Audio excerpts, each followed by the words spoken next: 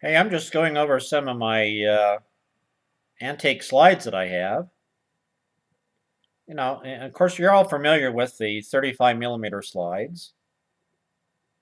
But besides these, uh, I have these slides. These are 3D, three-dimensional stereo, they call them.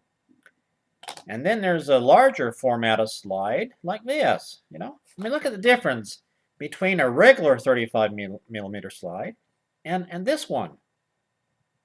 I mean, it's unbelievable the difference in size. But I like old images. It could be images of old cars like Cadillacs or Pontiacs. And I like to collect old images of street scenes, like with the billboards and the old cars and buildings and so forth. Uh, Downtown New York City in the 50s, maybe up into the early 60s, I'm not sure. They had one of the billboards they had downtown was a man. I think he was the Marlboro Man. Anyway, there's a big picture of a face of a man, and he was smoking a cigarette. Maybe it was Chesterfield. I don't remember what the cigarette was. I think it was Chesterfield. But anyway, he was smoking, and then about every 15 seconds he'd blow it. And smoke, steam would come out of his mouth, and people walking up and down the street would see the sign. I mean, it was a great advertisement for the cigarette company, but he actually looked like he was smoking with the steam that was coming out of his mouth, and it was incredible. I mean, some of the signs, animated signs, whether it was, Mr. Peanut, Planter's Peanut fame, uh, just different signs that were animated, and a lot of the neat neon signs were incredible. And it's fascinating to me to collect this stuff, uh, so I can kind of go back in the past. And especially with the 3D stereo slides. I mean, it's like I don't know if you're familiar with 3D slides or not, but there's a viewer. They were popular uh, mainly in the 50s and 60s. But anyway, you put the double slide in, and it became 3D when you looked into a viewer. But the neat thing about it actually made you feel like you were standing there, going back in time, like Michael J. Fox, and looking at everything, from the 50s or something. It's fascinating to me. I'll tell you something else that's fascinating to me, and that's why in the world would people in their right mind make a bundt cake?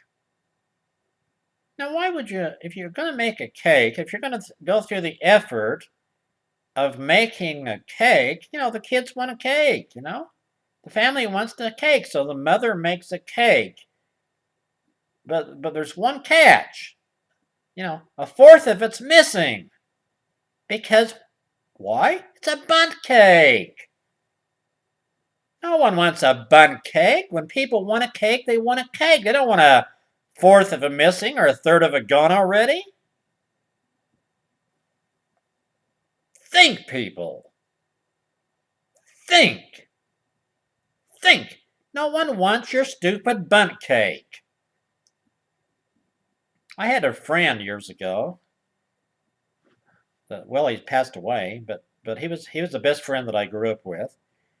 And his mother used to work at one of the department stores downtown. And about once a week, I think maybe on like a Friday or something, she'd bring home a cake. She might have worked in the bakery down at this department store. But she'd bring home a cake, and John would call me up. He knew I liked sweets. I've always loved cakes. I've always had a sweet tooth, whether it's donuts or pies or ice cream or whatever it is. But I love cakes, especially with lots of frosting on it.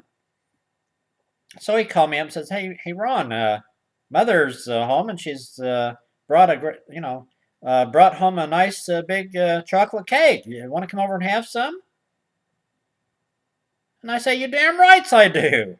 And I'd go over there, and he would go and get it and put it on the table, and guess what it was? It was a German chocolate cake. Have you ever seen a German chocolate cake? Looks like somebody vomited on top of it. What? People, think.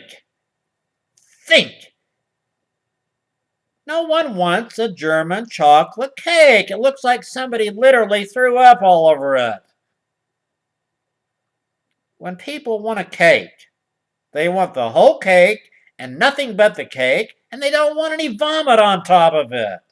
So think, people. Think. There's only one thing that's good about a bundt cake, is that eventually there's no bundt cake. And the same with a German chocolate cake. The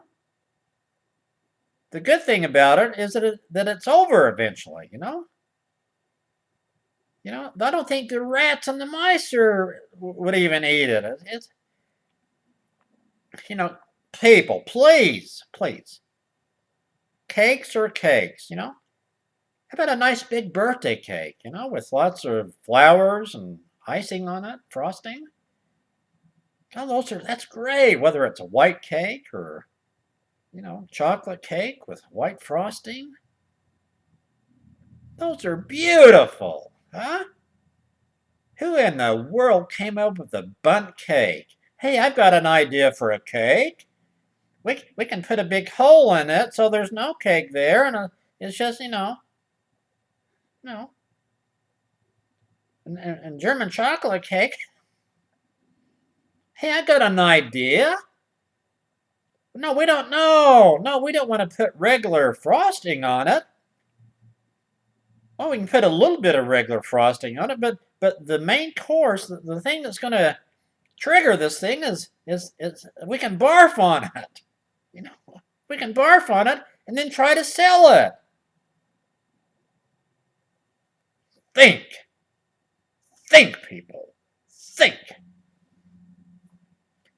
When I went to school, I was a thinker, boys and girls. I was a winner. When the teacher asked me a question, I always had my hand in the air. Hey, I know the answer. Hey, pick me. I know the answer, and I did know the answer. I was always number one. Why? Because I was smart. I couldn't help it. That's just the way I was. I knew the answer every time. Sometimes it'd be a fence sitter. There wasn't really a correct answer to the question. It's like if somebody said, "Oh, are you still beating your wife?" Well, if you say you're still beating your wife, then that means you're a wife beater. And if you say, "No, I'm not still beating my wife," that means that you used to be a wife beater. So there's no, it's hard to know how to answer. But I used to have an answer to every question. And if it was a fence sitter, like the wife beating one, then I open it up to discussion.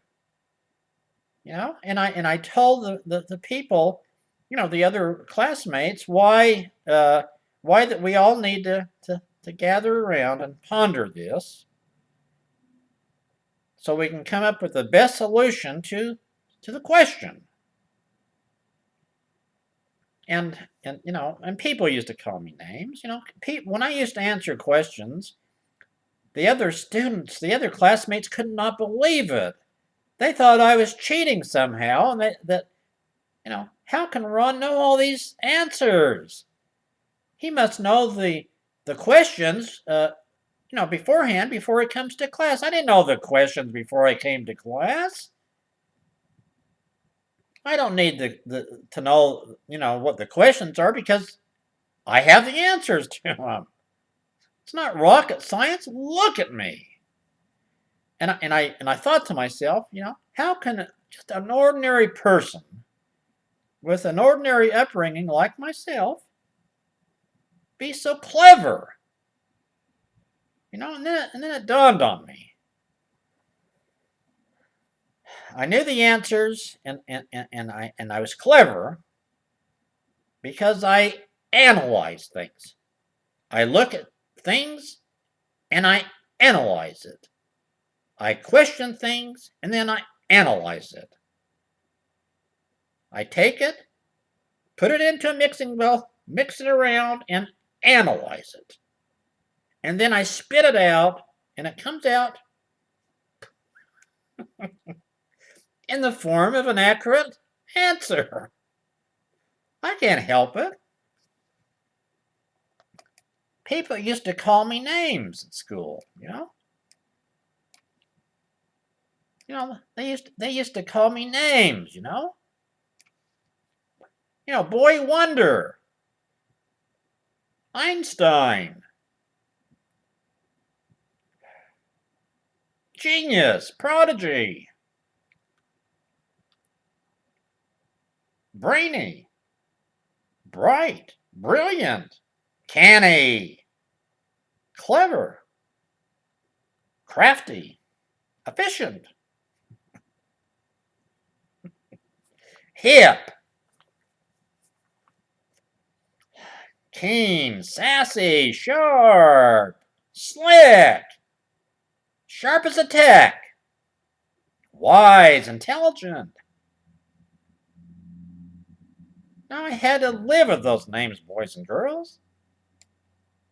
The whole time I was growing up, I had those names, But I lived with them because I knew that they were true, And I'm not trying to put myself above you. Did you think I was trying to put myself above you? No, I don't think that way. Very rarely do I really think about myself, and most of the time, I'm usually thinking about others and how I can help others, and what can I do for others, And I wish that you would start thinking about me instead of yourself so much, You've thought about yourself all your life. Start thinking about this guy and what you can do for me. What have you done for me lately? Nothing, you know? You can take me out to dinner. I'll be your buddy, be your comrade. I'll be the best friend you've ever had. And there's no need to fight over who's going to pick up the tab, because you are. And the reason you are is because I want you to receive the blessings of giving. If you give to me, then you'll be blessed for it. If I picked up the tab of the restaurant, then you wouldn't be blessed for it. I'd be blessed for it. And that wouldn't be fair to you. So I'm trying to do this for you in fairness to you in your world, And I'll I'll be the best buddy you've ever had, You might think, you might think that you have friends, but you really don't have that many friends, do you? Huh? What do you have, 3 or 4 friends? Maybe 10 you get high with once in a while, But they're not really close to you. Would they give their shirt off their back to you? I would. I'd literally rip my sweater off and my shirt and give it to you. Why? Because I care about you. I know you haven't done anything for me, but that doesn't mean I can't give to you, because that's the way that I am. Now, if you want to succeed in this life and be a winner, I know you can be a winner. You don't have to be a loser all your life. Be a winner. Be a winner and win. And how do you be a winner, boys and girls? You be a winner by giving. Giving to what? To who? To me. Doesn't have to be 10%, doesn't have to be 20%. The rule of thumb is 50%, you know? Think about it. Why should you, make 120,000 a year and me only make, 55,000 a year, you know? That doesn't seem fair, I agree with Obama on that. That's just not fair, Why should you make so much more money than me? I'm as smart as you are any day, you know? But I don't make as much as you. So instead of buying Red Bulls on the way home and, slices of pizza, different things, put your money in an envelope and send your money to me. Maybe at Christmas time, send a 3D TV, to me, Maybe you can, give me a new car. Why should I drive a 12-year-old car when you're driving a 1-year-old car? That's not fair. How is that fair? I know you work hard for your money, but I work hard for your money too. So, give. Get in the habit of giving.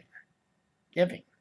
I'm giving to you by taking my precious time by giving messages of enlightenment and all these tender things that I talk about to you. These words of wisdom. I'm full of it, boys and girls. I'm full of wisdom. I'm full of good cheer. And if you can take these principles and run with them, then you'll be a better person, I know you've had troubles in your life, and you'll have more troubles in your life. I've had troubles, but I don't complain about them. It doesn't do any good to complain about your problems. They're not going to disappear. But what you can do is the extra money you make, how about splitting it, huh? How about giving to me, some of your money? Your money should be my money anyway. You know that. What a bunch of losers. Get with the program, people. Give. There shouldn't be two classes of people, the haves and the have-nots. So please, reach into your deep pockets. I know you have deep pockets. Reach in there, get a 20 spot and send it to me as soon as possible, because I'm looking forward to it. I really am.